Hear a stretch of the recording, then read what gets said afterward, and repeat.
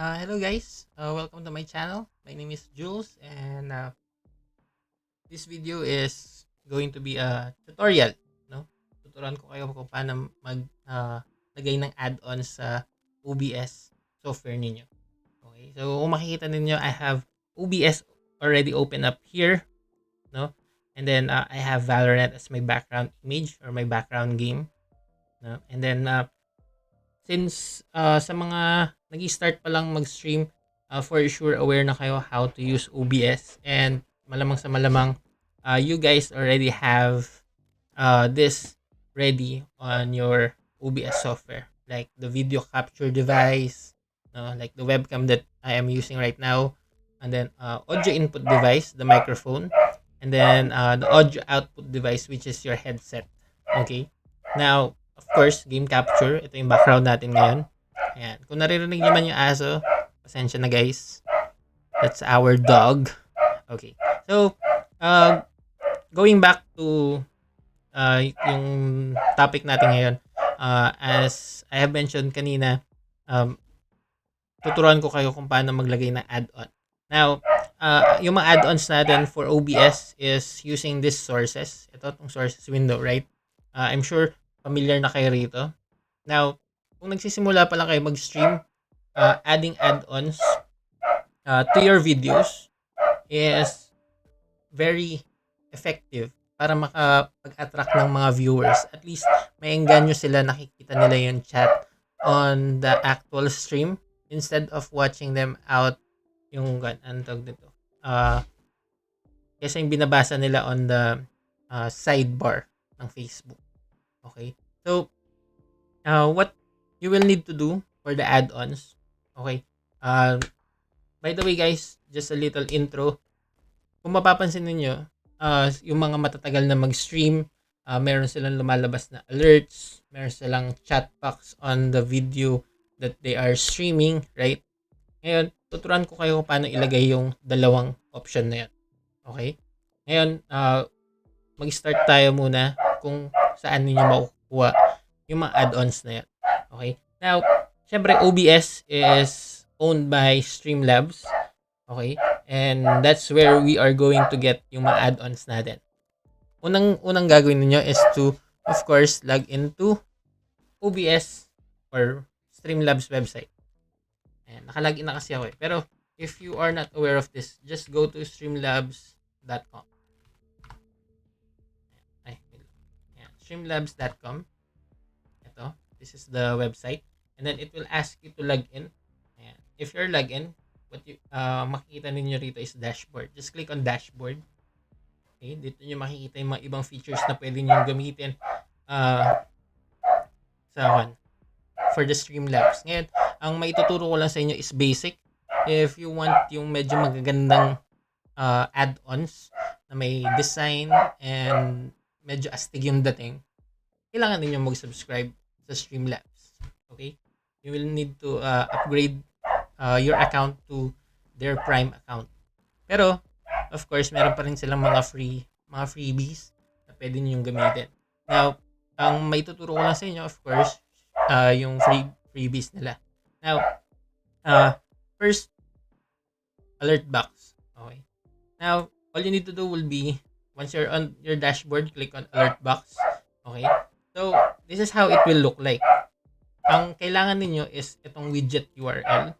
Okay. Widget URL. And then just click on copy. But, wait. Before that, before you copy, make sure you have set up yung mga settings natin. Okay? This is the general settings. How the background of your alerts will look like. Yung font size, yung font style. So, dito ninyo maayos nila lahat. No?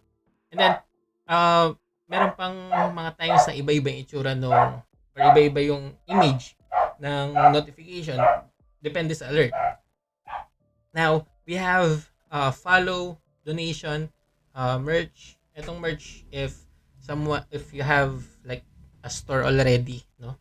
Tapos bumili sila sa store ninyo, manonotify dito. And that's going to be an advanced tutorial na. Pag-usapan natin yan if I'm going to have a video like this again, no?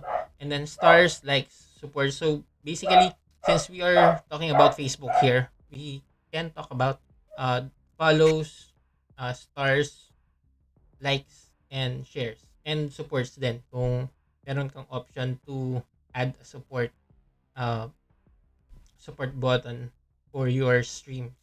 Now, and sa mga tabs na to, we have follow. Again, just like dun sa general settings natin, may mga kanya-kanya silang settings na pwede ninyong i-modify. Depende sa trip ninyo. Now, ngayon, gawa muna tayo ng basic. Ang pinaka-importante siguro dito na naiisip ko will be the image. So, ito lang. Just click on the image here or on the image section here. Itong arrow box or the option to select image. And meron silang pre-designed images na pwede mong magamit. Pwede ka rin mag-upload ng sarili mong GIF. Siyempre, mas maganda if the GIF or yung image na ilalagay ninyo is a GIF file para gumagalaw siya. Okay? Yan. Pasensyado nyo na yung background music. It's a dog. Okay. So, going back, same goes with the follow tab. Sa stars, likes, ganun din. Ayan. Sa akin, star yung ginawa ko. Ayan, star na umiikot. And then, for likes, syempre, iba-iba. Kung mas maganda kung iba-ibang itsura yung GIF na gagamitin ninyo. And then, of course, test share. The share and support tab. Okay. Now, katulad na sabi ko kanina, ito yung kailangan ninyo, the widget URL. Ngayon yung sa akin is naka-hide. Pero makikita nyo rin naman mamaya yan. What you will need to do will be to click on copy. Okay? Once you click on copy, go back to your OBS window. Tapos, mag-add kayo ng isang source, which is a browser. Okay? And then, click OK. Since alerts yung ginamit natin kanina, rename na natin siya. Alerts. And then, put the URL here. Then, click on OK. So, this is the section or dito nyo makikita yung mga alerts. Okay? Kung minimize natin yan, at ito, kita natin yung window. Yan. Ito rin dito natin. Ayan. Kanina, we have yung mga test buttons natin. Ngayon, pag may nag-donate, ayan. Nakita nyo na to? Ito yung lalabas. Now, pag meron naman nag-like sa video ninyo or sa page, lalabas din yan. Okay? If someone sent you a star, ayan, the star. And then, kung may nag-follow, same. And then, pag may nag-share, syempre, ayan. Sa akin, iba-iba yung image kung napansin ninyo. Okay? So, that's how you're going to add yung alerts. Now, for the chat naman, yung sa chat medyo madali. No? Next will be for you to go to all widgets. And then, click on chat box. And then, same goes with the earlier add-on. Meron siyang general settings. This is how you will select what kind of template you want to use. Ayan, meron silang template from Twitch, old school, chunky. Ayan. So, let's try the clean one. Pang basic lang. Okay? And then, of course, they have their own settings. Kung anong font, kung anong option ninyo ang gusto nyo makita. Right? Okay? And then, don't forget to hit on save once you have edited. Okay? And then, again, just like yung kanina, widget URL ang kailangan natin. Copy. Okay? Same banana. Just click on plus sign and then add as a browser. And then put here siguro chat box or whatever source name that you want. And then just paste it on the URL box. Then click on OK. So, ito yung chat box natin. Okay ba guys? So, basically, ganyan lalabas sa stream ninyo. Now, what we will need to do is to test it para makita ninyo kung paano lalabas. Okay? So, sa mga hindi pa nag-stream dyan, ito yung siguro pinakamadaling tutorial na pwede nyong panoorin. Sana may matutunan kayo. Okay. So, ayan, while I'm setting, isa pang pinaka-importanting kailangan ninyong malaman para umepekto to is to make sure na connected yung Facebook ninyo sa Streamlabs website. And para malaman yan, click on Facebook pages. No?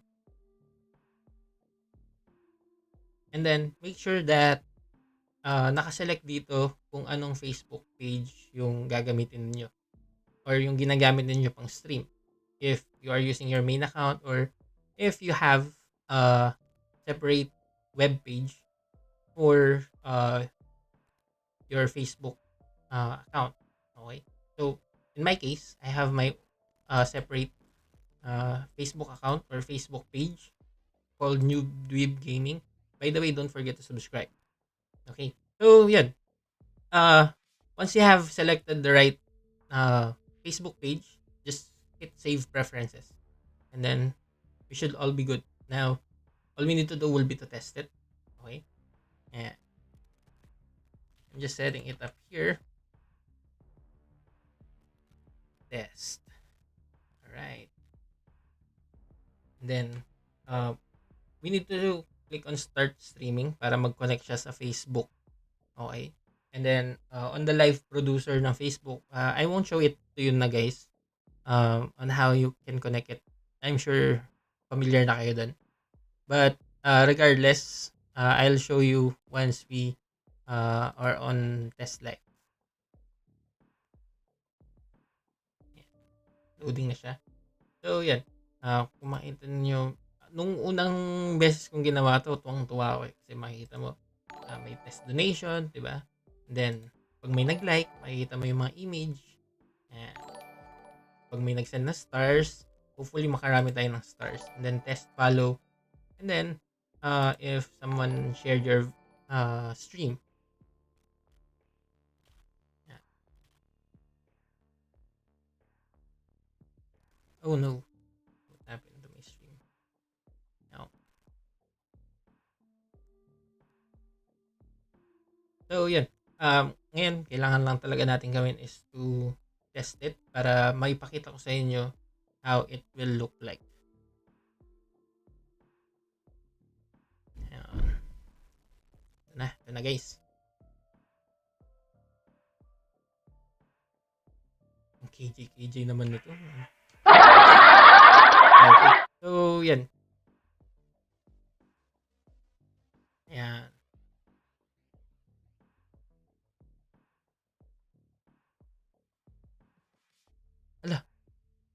Ala ka.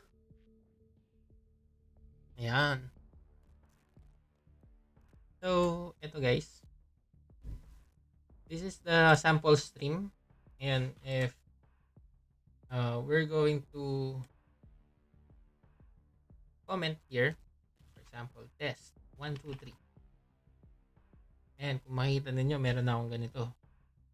Tapos, may test 1, 2, 3. Okay, so, ganyan yung mangyayari. If viewers will be commenting on your video, lalabas na sa stream nyo mismo. Medyo baduy lang tingnan kasi pangit yung pagkakaselect ko ng format ng font style. Pero, of course, nasa sa inyo na yan kung anong klaseng font style yung gagamitin niyo. And one more thing, since we are just using a free account for Streamlabs, limited ang options natin. Set ko lang expectation ninyo para walang magreklamo. Okay? Now, going back dun sa Facebook, if we have like, ayan, test donation, ayan, medyo delay lang kasi alam nyo naman, if you're streaming, there is usually a 5-10 seconds delay. Lalabas dapat dito, on top. Up.